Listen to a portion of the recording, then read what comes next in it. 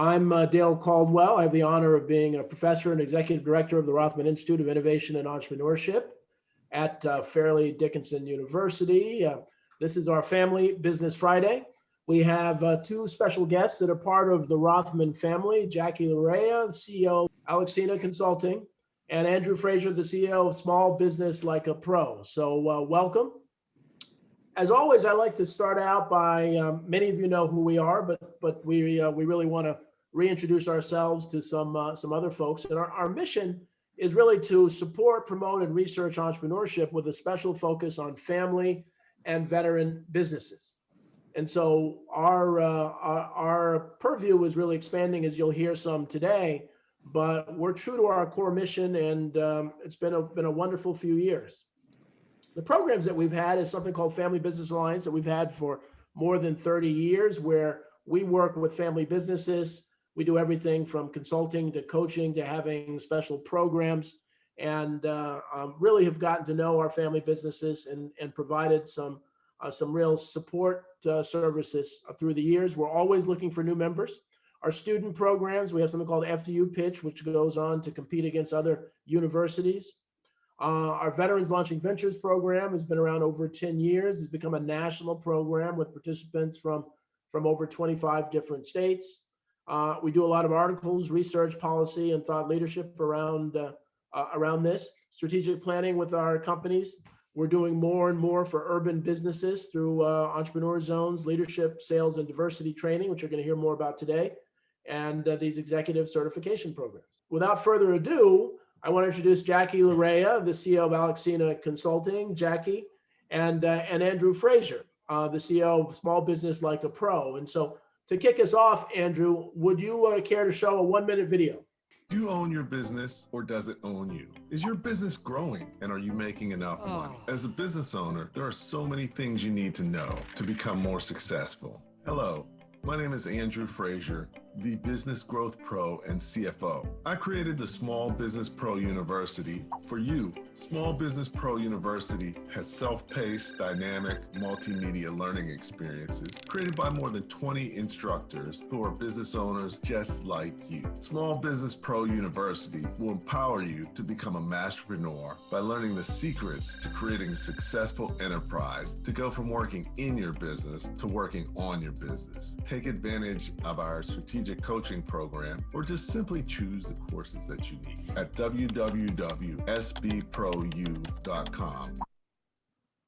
We will empower you to thrive and not just survive, and make more money in any business environment. Why don't you say a little bit about your background, Jackie? Thank you so much. Great video, Andrew. And Dale, thank you. And Sue, thank you so much for having me on today.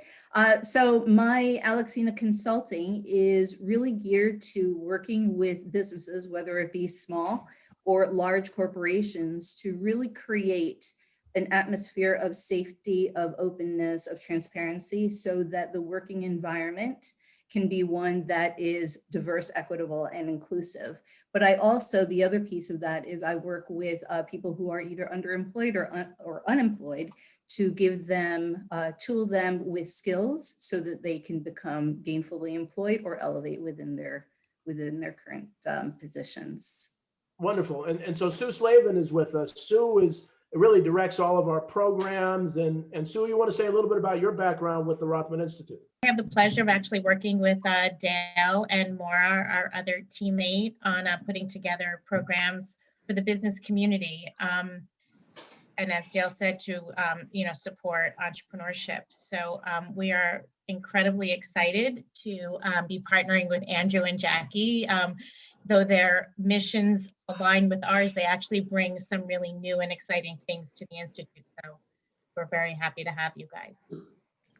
And I've been at the Institute for 2 years, and what we're trying to do with this video and this session and others is to really meet the needs of local, independent, small business folks, whether they're family business folks or individual.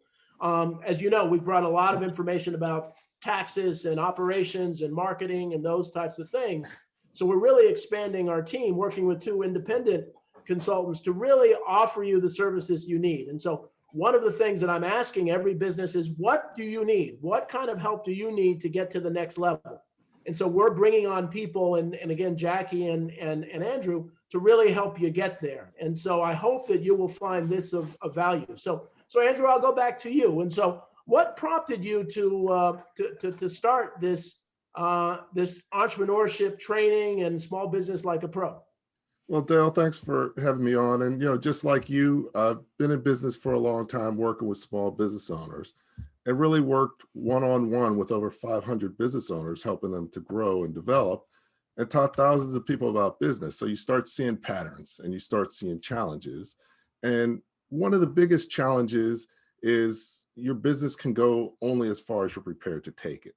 So what I see is people get to where they can take it and then they get stuck. And really what I do and what I created, my book, university, and everything is focused on helping people to be able to take the next step with their business by being better business people, being more knowledgeable, and be able to run their business more professionally. Wonderful. And so Jackie, when you talk about training, you've done a lot of training. You've done diversity training and leadership training and other types of training. Why should, small businesses say, well, I have 10, 12 employees. I don't have extra money for this. Why should I do that? What's the value of doing training? Dale, you just nailed it by saying these small businesses have 10, 12, 15 people. One person calls out sick for a day and everybody's in trouble, right? Mm-hmm. So imagine now if that one person called in sick permanently. Mm-hmm. So what happens is in small business and in large businesses as well, it is so costly to replace someone, especially someone who knows the culture of your business, who knows your business, who knows the personalities of their coworkers and your customers. You can't put a dollar figure to that. But all it takes is a little bit of appreciation and you are valued actions towards your employees. And even leadership, it doesn't matter. Who doesn't like to be acknowledged and have a pat on the back and say, great job. Everybody loves it. What happens in training is that what you're saying to your employees is this: you are valued. You are appreciated. I want to give you the tools to improve where you are right now. Because even if you're happy with where you are right now within the organization, maybe you can find ways to do your job differently or better, or even better yet, bring more of yourself to the table. Because what we want to create is an open atmosphere that someone, and this is where all the inclusion comes from, you're diverse, you're equitable, but let's open the door and let our current employees bring in some talents and skills that the rest of the team may never have been aware of, or that they want to nurture and bring to the company, to their table, to say, I think of a better way to do something. What do you think of this idea? And it's a conversation, but it could be a conversation that impacts the bottom line of those businesses. And Dale, you're talking about millions of dollars, looking at the award winners for last year, and I know in years prior, we're not talking about small businesses here. These are major companies that you lose one person, or you don't allow that one person to bring their gifts and their skills to your table, then the company is the one who's losing. Great point. And especially now in the pandemic, you can't afford to not be as efficient or as effective as possible and to have the best employees available. And so Andrew, you've worked with over 500 businesses. What are some of the problems that you're seeing now? What are some of the common problems and what are some of the quick, I like the way you lay things out very quickly, working in and on your business. Could you say a little bit more about what you're advising some of the clients to do now, some of their small business folks? Okay, well, right now during the pandemic, there's a lot of different things going on. But, at the end of the day, there's three things you have to do to successfully grow in any environment, but even more so now in the pandemic. And, the one thing is you got to be proactive. As a business owner, you have to run your business. You can't let your business run you. Number two, you have to be creative. As a small business owner, you have to do things differently than a larger business, and the environment's changing. And so learning how to be more creative. And then finally, you have to be flexible, understand how your business can be flexible to meet the needs of your customers and potential customers in a better way. So, really right now, those are the key things, but it all boils down to running your business more professionally, where you go from startup to working in your business to develop it, to working on your business to optimize it, build scale and capacity. And then, you got to work on the future, plan for the future, and then you can scale. So that's really the step. You interact with, all of our family and veteran businesses and what are you hearing? What kinds of things are you hearing? And you've done a great job of kind of pulling together a lot of our programs, whether it's tax or other things. What are you kind of hearing from some of the businesses? One of the things we hear about a lot is actually attracting talent and top talent, and a lot, especially in a lot of our manufacturing companies. And I think that what Jackie and Andrew were saying is so important, because if you are providing that training and that ability to grow within a company, that's a really attractive thing to actually attract really good employees, not just to keep them, but to bring them to the companies. So that's one of the things that we hear a lot from our businesses. Great. And so Jackie, I want to delve a little more deeply into diversity and inclusion consulting. And, why is it that a small local business could benefit from that? How could that help their bottom line? So the diversity, equity, inclusion is something that every single person who is breathing that touches. Those three topics touch them. In a small business, and just as Sue just said, if you feel valued by a company, you are loyal to them, and the chances are pretty good that you are going to stay with a company that you feel you are appreciated in, right? With turnover the way it is right now, and again, you lose one employee, it's a big gaping hole. Well, word of mouth is a great way, as Sue just eloquently said, word of mouth is a great way to get people who might be good matches for those small companies to fill that void, because turnover is inevitable. Retention, though, is what we really want to pursue. And we do that by having a diverse workforce, right? No matter how small you are, being equitable, because not everyone is the same. So you want to give everyone opportunity, but to be inclusive. I think that people don't really understand what it means to allow employees to bring their whole selves to the table. And I think that's important, because there are many gifts and riches to be had with the group that you're working with currently. And I think as small as even a 10-man business or 10-woman business is, each of those 10 people bring a diverse talent pool and skill to the table. And that needs to bubble up so everyone knows what everyone else is bringing and their value.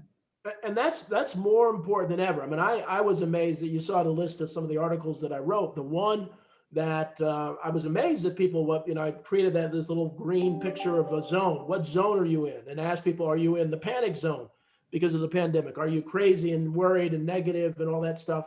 Are you in the awareness zone? Are you aware of your emotions, or are you in the success zone? And so really more important than even before the pandemic, we've got to pay attention to our inner self. And if you are a small business and you have 10 employees, or you have 2 employees, or you have 50 employees, the turnover, the cost of hiring someone new is so expensive. Big companies can do it all the time, even though it's a big cost. You can't absorb that if you are an independent business. So this whole idea of the emotional well-being of the people that are in your team, and your emotional well-being and the emotional well-being of your family, is really, I think, more important than ever. And so you make a great point. And so, Andrew, what does scaling mean? So you say startup to scaling. What does that really mean in the parlance? A lot of people don't know that jargon. Okay, no, that's a great question. Scaling is really about when you are preparing and to experience and developing and experiencing rapid growth. But to be able to do that, you have to prepare yourself in your business. And, Jackie talked right about training and developing your people, because if you don't have the infrastructure to scale, you're not going to be able to do it effectively, because many businesses go out of business when they try to scale because they're not prepared and they don't have the structure.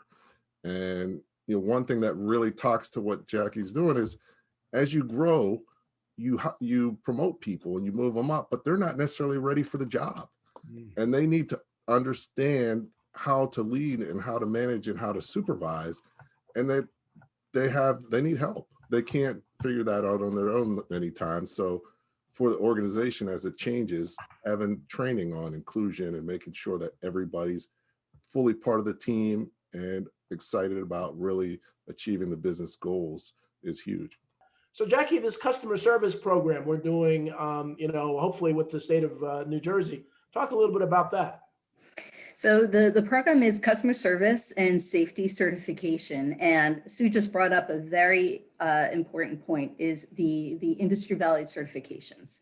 So the program that we're going to be doing together includes 3 industry valued certifications. It includes the American Red Cross, adult and pediatric first aid CPR, and AED training. It includes the Manage First customer service certification, and it includes the ServSafe Manager.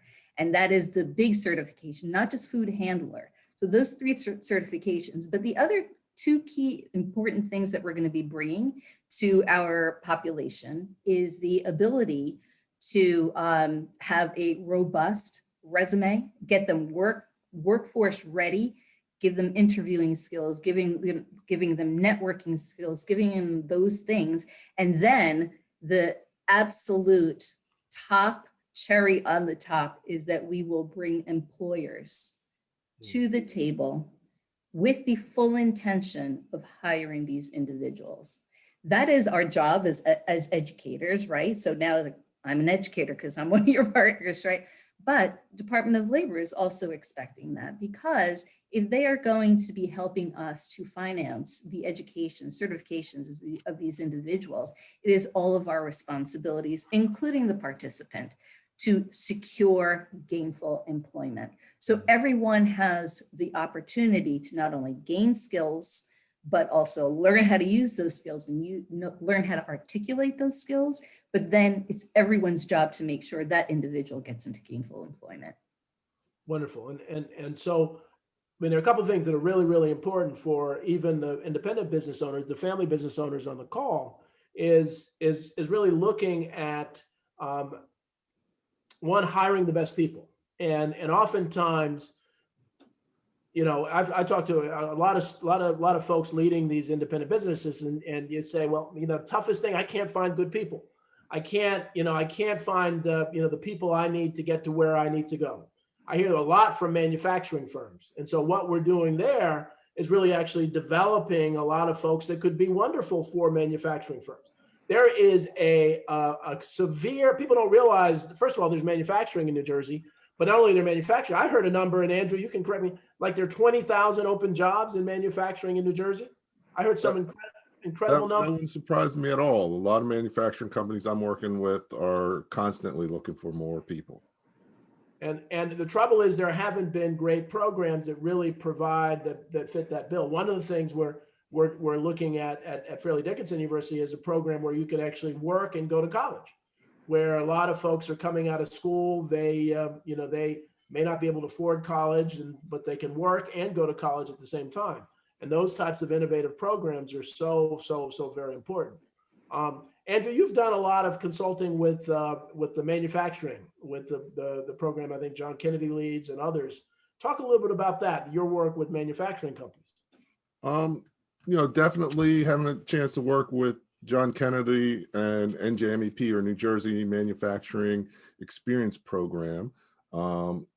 It has been great just seeing how many manufacturers, like you said, I didn't realize there was that much manufacturing in New Jersey, and just many of them are small businesses. And one of the things that they do is they help them run their business or be more successful in the business. And fortunately, I've been able to come in on the business side and help the manufacturing companies be able to grow, because that's been a big challenge that they've had. So, really getting in there, helping them grow. But if you're going to grow, you need people. And, that's always a challenge. And actually, NJMEP and you probably should collaborate more on figuring out how to get the right employees to the right places. Right. Exactly. And so when we look at Sue, as you know, we've worked so closely together with a lot of these sessions, and the feedback has been wonderful. And so, from a marketing standpoint, from an operations standpoint, and the other programs, one of the things working in a university that we have is kind of it's nice being at a university because we're kind of independent. So we're an academic institution. We're not trying to make $1 billion.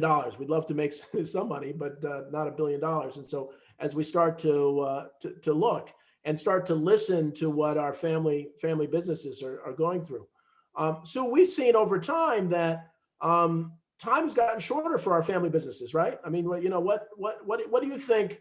Has been a big difference for us over the time that when I started, a couple of years ago, and this pandemic. What's your sense of what you've heard from some of our family business members? I'm sorry. I think certainly the biggest difference that's happened since the pandemic is the focus on innovation within entrepreneurship, because I think we all know that if you're not innovative, if you're not ready to move quickly and make quick decisions, especially in a time like this, you can really find yourself in a tough situation. And I think that goes a lot to what Andrew says also about working on your business or versus in your business, is really being prepared for that sort of the unforeseen challenges that life is going to throw at you. And Andrew could probably speak on that, because he sees that also with all the companies that he's working with. Well said. I understand we have a celebrity with us, our friend Josephine Moran, who was Sue made his name to the 10 best women leaders of 2020. So it's good to see you, and Stephen Bozer, Josephina. So we see some good friends here. But it's tough. Janet Werner is here as well. As we talk about, Janet had introduced me to this dialogue program, this idea where you just kind of sit and talk and really get deep into dialogue as part of business. And so I really think, and Sue hits on it, innovation with people is so important. And so how do you get deeper, and how do you stay committed to employees? One of the things we're starting to look at is some more PPP money coming down, from the administration that will reach the local businesses, that will allow them to hire people and keep people. So I think some of that money is really important to really use for innovation, for doing things new ways, and for training. And I don't think that folks think of that first off. So Andrew, I'll go to you. What are some of the, because you've worked with so many businesses, what are some of the hurdles that you've seen recently, or mistakes, I should say, that you've seen businesses make recently that they could have avoided?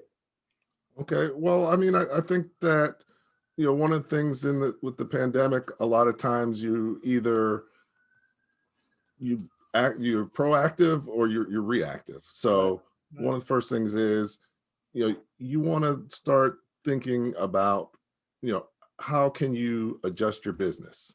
And a lot of times people forget about their relationships, which is really the base of their business. So, you got to go back to your relationships, find out how they're being impacted, understand, do they need your products and services more or less?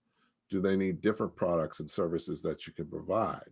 What are they expecting? What are they experiencing, so that you can maintain that relationship and, understand how that's going to affect your business as well as theirs, and how you might be able to do different things for them during the pandemic. Because if you're not, somebody else will. And when you come out of the pandemic, they might not be your customer anymore. So, really solidifying those relationships that you have, and then looking at building new relationships. Even though you're not able to do it in the same way, it's very important to continue to build your relationships, your sphere of influence, your network, so that you can grow your business. Because your most important job as a business owner is marketing and sales. So you need to be out there doing that regardless of what's going on. Well, we're going to talk, and I'm going to, I get a question about some more about the certification training, but I want to stay on the relationships. One of the areas that I've really pushed the businesses, and I've said this a number of times on the show, is they've got to develop relationships. They've got to know their council people, their mayor, their legislators, especially now they have to be close to their banker. I didn't want to say intimate, but they need to be close to their banker and know them real well, especially when this money comes down, because I know so many businesses had no banking relationship, weren't able to take advantage of the money. And so I'll embarrass Jackie. Jackie is one of the things that impresses me most about Jackie. She's probably one of the best networkers I've ever met.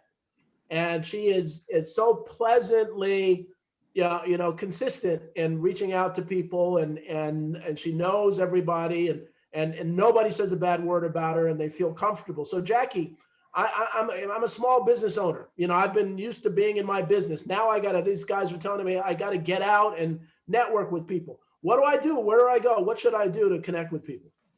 Well, the very first thing you do is you start with your inner circle. You start with your own employees, and then you go out to your customers. And here's the question that we ask, and is so critical today. What is keeping you up at night? Tell me what the barriers are today, because they were different than a year ago, might have been different than 6 months ago, right? What is keeping you from being successful today? So you ask that question, but then you got to listen, right? You have to listen to what they're saying. And Dale, I got to tell you, what is so exciting about our new partnership together is this word of innovation. Because what we're going to do different together is we're going to go to the businesses and say, you tell me what you need. We're going to create it for you. Because it's not what I have in my pocket to share with you. It is what you're going to need. You, Mr. or Mrs. Business Owner, that needs this, we're going to create it for you. So that this ongoing relationship maintenance and sustainability is critical in today's economy, right? Business owners have to ask their customers that same question. What is different for you today, and how can we, as your provider, as your supplier, as whatever role they play, tell me what it is you need, and we're going to pivot with you. We need to be flexible together, because your success is my success. My success, I will hopefully translate into your success as well. And then to build on that business, word gets around. Wow, look at what this company is doing. They did this in these trying and very special times for their customers. We should go see them. Let's go talk to them, and let's tell them what's keeping us up at night and what we need to be successful. That's all relationships are, is asking the question, listening to the answer, and then acting on those things. Incredibly valuable information. And I hope people are taking that to heart.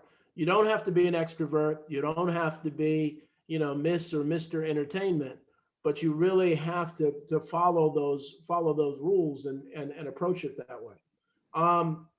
Before, Andrew, I'm going to ask you for some more detail about the certification program. We have a question, but my friend Herb had asked the question about, will $15 minimum wage hurt businesses, hurt small businesses? And so the way I answer that is, for a lot of businesses, a lot of larger businesses, they do not pay what they could pay. So that $15 minimum wage can mean a lot, can make a lot of sense for a lot of businesses that can afford it. The challenge is a lot of small businesses can't afford that. And one of the, and I go back to my relationships, one of the reasons that government is mandating things is because family business, small business, independent business owners are quiet. they've not stood up and say, well, $15 minimum wage makes sense for businesses of a certain size, but to mandate what people pay or what kind of internship you have really is not necessarily healthy. And sometimes it'll actually, for many businesses, it'll actually have an adverse effect. It may do that. So it's not, and the trouble with, I used to be a state official, the trouble with government is and it's not conservative liberal, is that they try to have one size fits all.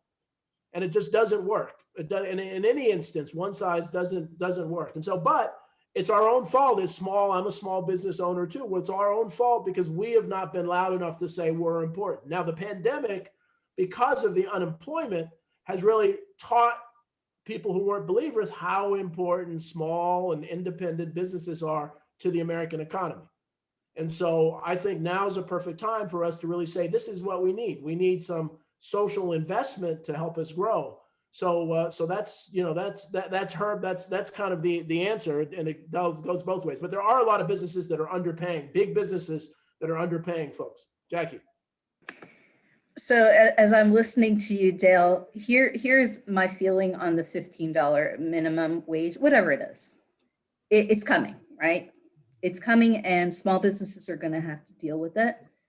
But what a great opportunity this is for small businesses to turn to those employees who have been loyal to them and to say to them, listen, this is reality. The minimum wage is going up. I'm a small business right now. I cannot afford that. It is going to hurt me. Let's together brainstorm, because you are key to my success. Let us brainstorm together and figure out how we're going to make this work, so that I can stay in business, I can keep you on staff. What a great opportunity, I think. Great, that's a great point. I have to say, so I didn't know him, but when I was at Princeton, Jeff Bezos was at Princeton, and many of you heard Jeff Bezos, the founder of Amazon, is retiring. And so they have made record profits during the pandemic. And they said that his profits, he was the richest man in the world before, that they have 8,000 employees, that they could have given every employee, and I'm not suggesting they should, every employee could have gotten a $100,000 bonus, and he still would have been the richest man in the world keeping that. And I'm not suggesting that's the case, and I don't fault people for making money, but by the same token, I'm a big believer in what I call democratic capitalism. And democratic capitalism is about small businesses, entrepreneurship, encouraging everything that we're talking about. Rather than giving advantages to other companies. And so it's important to do that. And we have a number of banks on who are very supportive of small businesses. And I love the banks that we work with because they get it. They understand how important these independent businesses are to the economy, to New Jersey. And so I just thank them for their support. Some other big companies really couldn't care much about a lot of small businesses. So we're trying to be supportive and educate folks. And that's why I'm writing these articles and doing these shows, so we can educate folks. So Andrew, why don't you, can you walk us through some more details about each of the 5 steps of the certification for entrepreneurs? Okay, well, Dale, one of the things that developed working with so many business owners is really there's a path that you must take to achieve scalability and create a sustainable business that can run without you. And it's really a 5-step plan where you start out, you're developing your business. But once you develop it, you really have to get it started and work in your business to really turn it into a viable business. And then once you have a viable business, you have a viable product, you have a viable market, then you need to work on your business so that you can optimize what you're doing. So you can set up processes and procedures, and you can make it more profitable and build the capacity to scale. From then, the next step is working on the future of your business, where you're putting together your plan to scale and putting everything in place that you need to scale. And then finally, scaling it and managing the growth successfully. So, those 5 steps are what it takes. And, with the certification programs, we have 2. One that really takes you on the first half of the journey, where you're really creating a viable product and service that's accepted in the marketplace, and you found the right target market and you're able to deliver upon it. So, that's the first part. And many businesses never fully get that. Right. So, that's the first piece. But then, once you've done that, how do you grow? And how do you build an organization around you to be able to grow? So the first one is the Small Business Pro certification, which is, 3 months, and it really takes you through the key things that you need to know as a business owner and you need to work on within your business to make it viable. And then the second one, the Masterpreneur, really takes you from, once you have a viable business, to really turning it into an enterprise that can grow successfully over time. So, and that's, a little bit more of a challenge. And, that's why it's a 12-month program. But, it really takes, significant knowledge and experience and planning to really implement that successfully. So just to follow, so I'm an entrepreneur. I own my business. I want to take the course. Where do I go? How do I get information about the course? And to say a little more about that. Okay, well, definitely we make the courses, excited about being able to partner with the Rothman Center. And on our website, www.sbprocerts, CERTS for certifications.com, you can access the certification programs and learn a lot more about them and, decide if that's the right fit for you. So you can go to SBProUcerts, or you can go to sbprou.com and, click on the certifications and it'll take you there as well. Excellent. And the modules are short ones. You have a whole bunch of short little modules with video and a mix of things. And so they're like 10 minutes. Is that correct? Right. So, 10 minutes? definitely we focused on the learning experience. So we really focused on understanding that business owners are busy and you work at different times and you need something that's stimulating. So we really created, short modules, 5 to 10 minutes each, and so that you can come in for 15 minutes and learn and continue to progress towards the certification. But we do video, audio, quizzes, assignments, just a lot of different formats, because different people learn different ways, and keeps it interesting and exciting. But not only that, the courses, it includes live virtual activities and one-on-one coaching. So it's not just a course or a certification program, it's really a complete support system to really help you take your business from one level to the next. And one of the things we've done is you could have hated high school, you could have hated college, but you will find this program to be very interesting because you're really working on things you're interested in, your business and growing your business. So it's worth just checking out that site. And what's the site again, Andrew? It's www.sbproucerts.com or sbprou.com. And I'll put it in the chat as well, so that everybody has access to it. Perfect. And so Jackie, going to you again. So what I'd like to do is you've had a chance to work with people of all work experience levels, right? People who are, ready for work, anxious for work, people who haven't worked for years. And so two questions. One is, what are some of the unique tricks to help someone who hasn't been working for a while to become a good employee? And two, I'd like you to say a little bit about your diversity consulting, because you're working with big companies through Alexina and so on. So the first one, how do you get an employee that may not be the best worker to become a good worker? The question for them is, what do you enjoy doing? Mm-hmm. What do you think you're really good at doing? And is that what you're doing?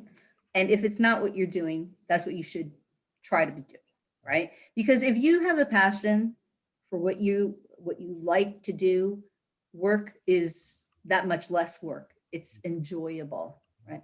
But you talk about people who may have not worked ever in their lives, or they may be stay-at-home parents that are going back into the working world. What have you been doing for the last 10 years? Oh, I've been managing the bills, I've been doing the house maintenance, I've been, all these things. And then you translate them, you help them translate them into the professional world.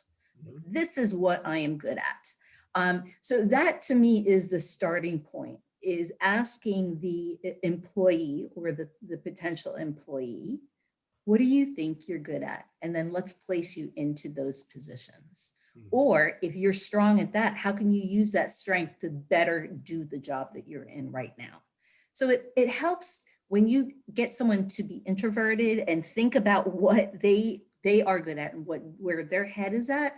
That helps you to get to the place in the professional setting, the roles and responsibilities that they would probably most likely be most successful in.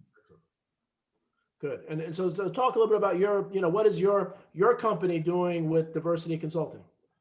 So yeah, the last year has been a little bit crazy. June with the racial unrest that has been going on, the coronavirus, working from home, the diversity and inclusion topics have been critically important.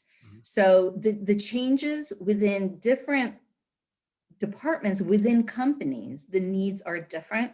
So I have been working with all of my clients to say, okay, uniquely, what is going on in your world that is preventing both your division, your department, and your people from being successful? And then we have these very open, honest, uncomfortable conversations together. And together they come up with solutions that will help their colleagues to overcome the challenges that either lack of diversity or lack of feeling included or lack of what they deem is equitable, and bring it out in the open. Because we're not going to get to the next step in any of those three things until people are honest and uncomfortable. That's how we're going to push the needle. Because if you don't know what the problem is, you're not going to be able to address it. So that's what I've been doing. Creating highly customized programming for each of my clients. Wonderful. I see someone had their hand up, but please put your question in the chat. And so I see one of the questions is, how can these courses be beneficial to professional service businesses such as consulting? And I'll start, Andrew, and maybe you can, one, I think as a consultant myself, going through this process will give you additional insight into how you can be a better consultant with the businesses. So to really get a sense of where businesses are. And I find I've been doing consulting for 25 years, it's always good to get a new perspective on things. And I think what this Masterpreneur course and the Small Business Pro course really helps you do is get some additional insights into how to approach clients and approach others. I know I do a lot of work with families and conflict and family businesses. And so I think that helps. So Andrew, I don't know if you saw that question. So how could, if I'm a professional service provider, can I benefit from taking the course? Definitely. Whether it's both for people that you may work with and better understand where they are or where they are going or should be going, but also for your business, because it's very important to really have the right plans and have the right strategies. And the second half, we talked about the steps you have to go through, your business has to go through, take. But the other side is you have to evolve as a business owner and an entrepreneur and develop new skills to be able to take your business to the next level. So, each of us needs to understand how that works and what we need to be able to do ourselves, as well as help our clients to be able to do so that they can be more successful. Excellent. Before we go, Sue, could you say a little bit about the Veterans Launching Ventures program? We haven't really talked that much, and Sue has really worked with the dean of the program to talk about what is that program and what's going on with that. Sure. Our Veterans Launching Ventures program is it's entrepreneurship training for veterans. And over the last several cohorts, we have really been expanding this program to, and I stole this from Andrew, to meet the entrepreneurs where they are in their journey. I believe that's somewhere in Andrew's his marketing material. But I love that because we've really grown that program now to do the same. We start with they can be anywhere from developing an idea, actually ready to start a business, or have a business that's already functioning and then they are ready to scale. So we really walk them through the process of writing a business plan and really thinking about their business probably in ways that they've never thought about that. It's exciting. It really ties in a lot to what Andrew and Jackie do, but it is a program that is fully funded. And I believe some of our, Provident Bank is on today. They're a big funder of our program, and that it is for veterans and their family members, and it is a grant-driven program. There's no cost to our veterans. So it's something we're really proud of. And it's really grown over the last couple of years.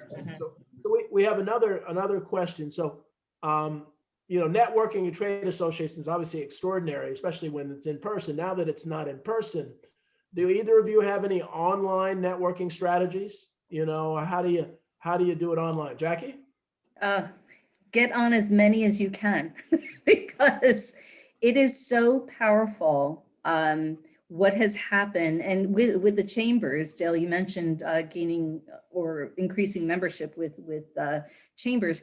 The networking capabilities that is possible just merely in the chat has been so great for me personally that I am picking up resources, I am sharing resources, I'm making connections, I'm doing all those things, and it's driving business. Because people come to a networking event so that they can network and drive their businesses.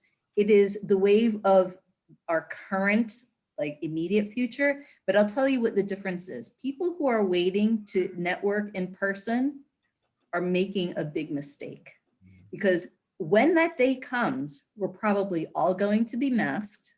We're going to be in a room, maybe 10, 15 people, and separated.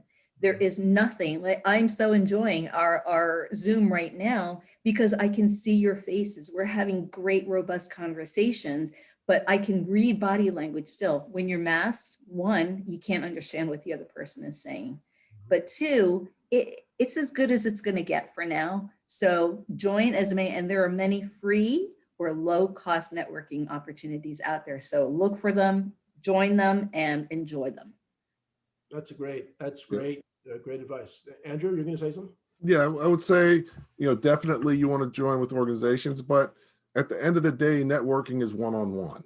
So if you're not taking advantage of the power of LinkedIn and connecting with people who would make sense and building communication relationships, talking to them through messages, I've met several people. They just reached out to me and were like, oh, we should talk. And then sometimes we end up doing business, and I do the same. So, organizations are great, but also you can do that independently through your LinkedIn. And, that's where everybody is now. So you want to take advantage of that. Yeah, I only allow my 8,000 closest friends on LinkedIn. So it's Jackie. Dale, can I just mention that what is great about online networking now is that there are no barriers. There are no county lines. There are no country lines. I have clients overseas. That was not going to be possible if we were doing only in-person meetings. It has been phenomenal. And so we Sue and I had with VLV with Germany, Puerto Rico. I mean, it really, one of the things that I have found, and we were among the first, I think, pat ourselves on the back a little bit, to do this regular Zoom, after the pandemic, kind of a regular Zoom. And so Fridays are my days where I have a 1:30, I have a 2:30, I have a 4:30 regular Zoom. And I found you don't need to be as crazy like me and have all these Zoom, but one regular Zoom call where you can invite people in has become a powerful tool where I'm able to get people from around the world to actually come in. They can't, but they know where I am at 1:30 on Friday and can pop in. And so I don't know, I haven't heard many people talk about that, but that's a really, really powerful tool if you're trying to connect the network. So Jackie, you're shaking your head. Any comment about that? Have you done that too? Oh, well, I don't run my own, so you just gave me a great idea, but I join as many as I can Mhm. online. And it is worth the investment to pay these entry fees into these networking events sometimes. Yeah. And frankly, I think that, especially after everyone's vaccinated and hopefully this horrible pandemic is behind us, that the hybrid is going to stay. That you're going to have meetings where, and actually I had an opportunity to teach, I think it was the first at Rutgers. I taught a class on grants management at the law school, but when the law school there, when it was new, but it was for undergraduates. And they had a video, this was 15 years ago. They had a video there and they had students in class.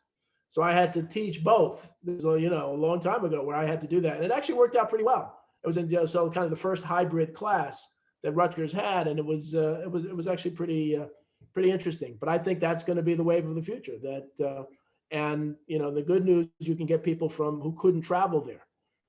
The other thing is I'll do work around the country, and I'm sitting right here. So I do have a meeting in Denver, and then a meeting in California, and a meeting in New York, and a meeting in New Jersey, back to back to back. And so it can work really, really well.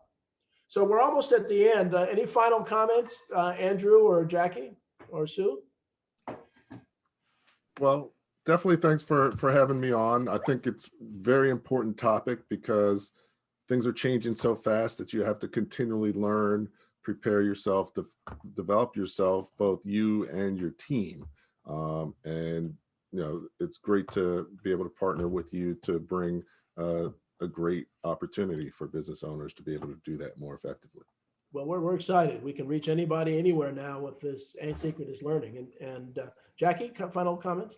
Just a thank you. This has been so much fun. It's all about having fun, but being impactful.